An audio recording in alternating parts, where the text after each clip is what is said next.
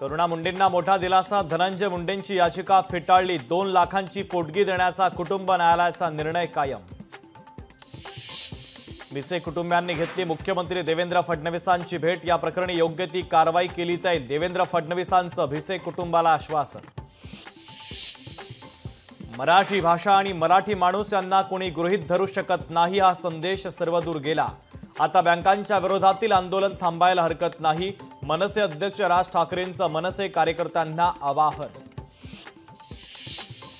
गर्भवती महिलेच्या मृत्यूनंतर दीनानाथ मंगेशकर रुग्णालयाला जाग। यापुढे आपत्कालीन विभागामध्ये कोणत्याही रुग्णाकडून डिपॉझिट न घेण्याचा निर्णय।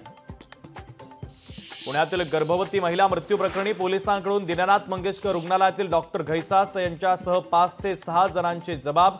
संबंधित विभागातील सीसीटीव्ही फुटेजची देखील पडताळणी। महाविद्यालयामध्ये निरोप समारंभाच्या कार्यक्रमात भाषण करताना विद्यार्थिनीचा मृत्यू। धाराशिवच्या रागे शिंदे महाविद्यालयातील धक्कादायक घटना।